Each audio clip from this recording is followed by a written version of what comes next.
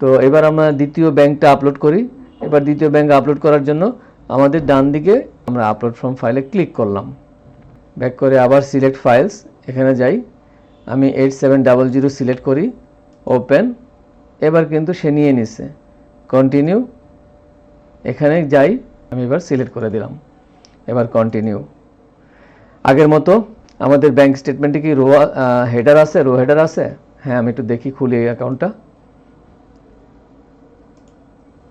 হ্যাঁ, আমাদের ডেসক্রিপশনে হেডার আছে। তারপরে হচ্ছে show column amounts, one column amount, হ্যাঁ ওয়ান কলাম। তারপর হচ্ছে ডেট ফরম্যাট, আমাদের ডেট ফরম্যাটটা আমরা এখানে একটু চেক করি, আমাদের ডেট ফরম্যাটটা কি আছে। আমাদের ডেট ফরম্যাটটা এটাও মান্থ ডে ইয়ার হিসাবে আছে, এটাও মান্থ ডে ইয়ার হিসাবে আছে, এটা মান্থ ডে ইয়ার হিসেবে আছে, এটাও মান্থ ডে ইয়ার। ওকে, তারপরে যথারীতি প্রথম কলামে ডেট ঠিক আছে, দ্বিতীয় কলামে ডেসক্রিপশন ঠিক আছে, তৃতীয় কলামে অ্যামাউন্ট আগের মতোই ঠিক আছে, কন্টিনিউ, সিলেক্ট অল। এবার দেখি কি হয়েছে।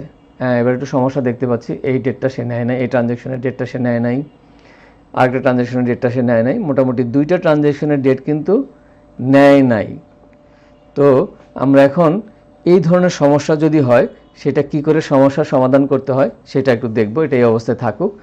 আমরা আগে এক্সেল ফাইলটাতেই কোথাও না কোথাও সমস্যা আছে, যেই কারণে ব্যাংক স্টেটমেন্ট আপলোড করতে গেলে এই ধরনের সমস্যা হয়, আমরা সেই সমস্যাটা কীভাবে সমাধান করতে হয় সেটা একটু দেখব। এই হলো আমাদের এক্সেল ফাইল।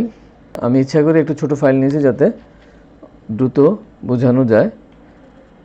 আমরা একটু ফিল্টার দিই, এখানে ফিল্টার দেওয়ার পর আমি এখানে ক্লিক করি, দেখেন দুইটা ডেট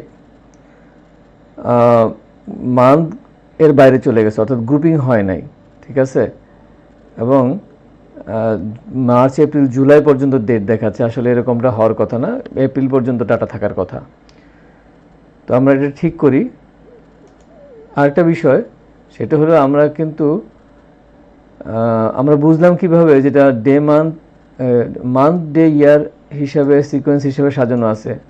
দেখেন আমরা শুধুমাত্র চোখের দেখে সিদ্ধান্ত নিয়েছি, কিন্তু এই ফাইলটা ছোট তাই আমরা হয়তো সহজে সিদ্ধান্তটা নিতে পারছি, কিন্তু যখন ফাইলটা বড় হবে তখন কিন্তু এইভাবে সিদ্ধান্ত নিতে পারবো না। তো এটা করার জন্য আমরা ছোট্ট একটা পরীক্ষা করবি। আমরা এভাবে লিখি ডে মান্থ, এটা ইয়ারটা না লিখলেও চলতো, এটা আপনাদের করতে হবে তা না, জাস্ট আপনারা শিখে রাখেন, সমস্যা হলে এটা এভাবে করে নেবেন। মান্থ, এটা হচ্ছে ইয়ার, এটা সিলেক্ট।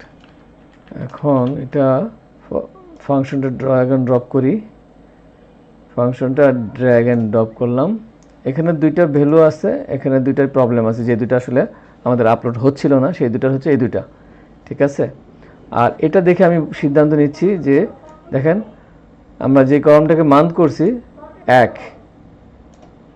ফেব্রুয়ারি, মার্চ, এপ্রিল, ঠিক আছে। আচ্ছা, আমরা একটা কাজ করি, আমরা পুরো এই কলামটা সিলেক্ট করি।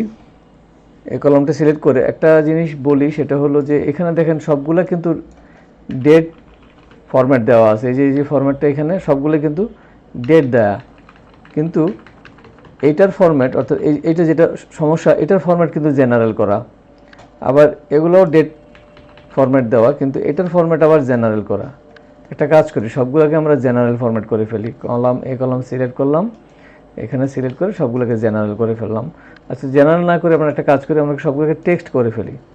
টেক্সট করার পর আমরা যাব ডেটাতে, মেনু বার থেকে ডেটা, এরপর টুলবার থেকে টেক্সট টু কলাম, এরপর নেক্সট, এরপরে এইটা সিলেক্ট করব ডেট। এখানে মান্থ ডে ইয়ার যে অপশনগুলো আছে একটু চেক দিই, এখানে আছে মান্থ ডে ইয়ার, ডে মান্থ ইয়ার এভাবে আছে, আমরা মান্থ ডে ইয়ার দেই, ফিনিশ দিলাম, কোনো কিছু হলো না। আচ্ছা, তাহলে আবার যাই, আবার করি, একই কাজ করি, টুলবার থেকে text to column, next date, এটা আমরা ডে মান্থ ইয়ার করি। দেখেন এই দুটো কিন্তু ঠিক হয়ে গেল, এই দুটো ঠিক হয়ে গেছে, এই দুটো ঠিক হয়ে গেছে। আচ্ছা, এখন আমরা আবার এই ফরম্যাটটা চেঞ্জ করে দেই নতুন করে। এবার আমরা ডেট ফরম্যাটে নিয়ে আসি, শর্ট ডেট হইল। এবার আবার ডেটাতে যাই, আবার টেক্সট টু কলামে যাই, নেক্সট নেক্সট ডেট। এবার মান্থ ডে ইয়ার আছে, মান্থ ডে ইয়ার রেখে শেষ করে দেই। আমাদের এখানে আপাতত কাজ শেষ এবং আমাদের মান্থ ডে ইয়ারের সিকোয়েন্সটাও ঠিক থাকলো, আমাদের ডাটার টাইপটাও ঠিক থাকলো। আমাদের যেটা সমস্যা ছিল সেটাতে আর সমস্যা নয়, আমরা একটু চেক করে দেখতে পারি চাইলে। যেহেতু ছোট ফাইল নিয়েছি, চাইলে সবগুলো একসাথে দেখা যায়।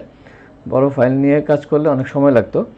আমরা ছোট ফাইল নিয়ে দেখছি, তো চেক করে দেখলাম যে মোটামুটি ঠিক আছে। এটা আমরা সেভ দেই। এবার আমরা কুইক বুকে যাই। আচ্ছা, আরেকটা কথা বলি, এই ধরনের সমস্যার সমাধান করার অনেক পদ্ধতি আছে। আমি জাস্ট স্যাম্পল হিসাবে একটা পদ্ধতি আপনাকে দেখাইলাম। তার মানে এই না যে আপনাকে এই পদ্ধতিতেই সবগুলো সমস্যার সমাধান করতে হবে। আমার বলার উদ্দেশ্য হলো, যখন আপনাদের স্টেটমেন্ট আপলোড করতে সমস্যা হবে, যেন আপনারা বুঝতে পারেন যে সমস্যাটা এক্সেলের কোথাও না কোথাও হয়েছে। সেটা ডেটে হতে পারে, স্টেটমেন্ট ডেসক্রিপশনের কলামে হতে পারে, টাকার কলামে হতে পারে, বা অ্যামাউন্টের কলামে হতে পারে। এটা যেন আপনারা আইডেন্টিফাই করতে পারেন। মেইনলি সমস্যাটা হয় হচ্ছে ডেটের কলামটাতেই, অর্থাৎ এই ফরম্যাটটা ঠিক থাকে না। এবং এই ধরনের ফরম্যাট সমাধান করার জন্য ইউটিউবে অনেক রিসোর্স আছে। আপনারা আপনাদের সুবিধা মতো যেটা ভালো লাগে সেই পদ্ধতিতে আপনারা সমাধানটা করে নেবেন। আচ্ছা, এবার আমরা যাই কুইক বুকে যাই, যে আমরা এই ফাইলটা আপলোড করব।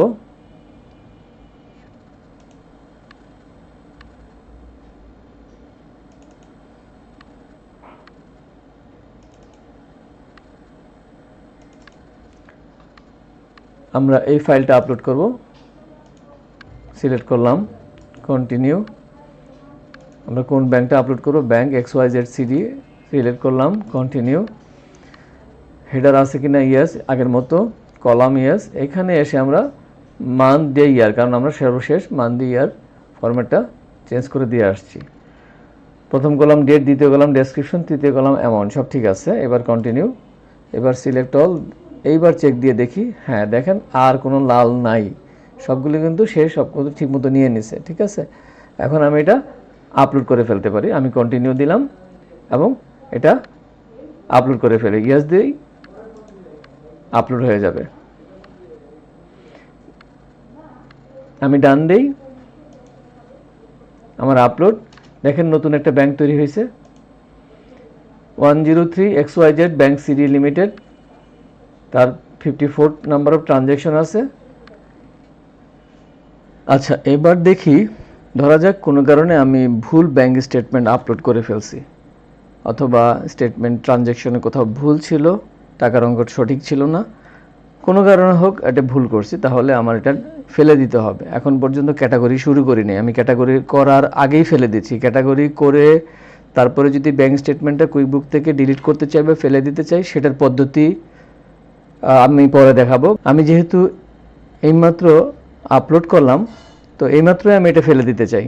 তাহলে আমরা কি করব, আমরা যে ব্যাংক স্টেটমেন্টটা ফেলে দিব বা যে ব্যাংক অ্যাকাউন্টটা ফেলে দিব, আমি সেটা ক্লিক করি, এটা ফেলে দেব। এটা ক্লিক করলাম, সিলেক্ট করলাম। সিলেক্ট করার পর আমাদের ক্যাটাগরি করি নাই যেহেতু এখানে কিছু নাই। আমরা ফর রিভিউ ট্যাবে ক্লিক করব। ক্লিক করার পর সবগুলো সিলেক্ট করব, অল সিলেক্ট। এখানে তিনটা অপশন আসছে, অ্যাকসেপ্ট, আপডেট, এক্সক্লুড। আমরা এক্সক্লুডে ক্লিক করব। আমার সবগুলো এক্সক্লুড হয়ে গেছে, কিন্তু আমার ব্যানারটা রয়ে গেছে। তাহলে ব্যানারটাও বাদ দিতে হবে।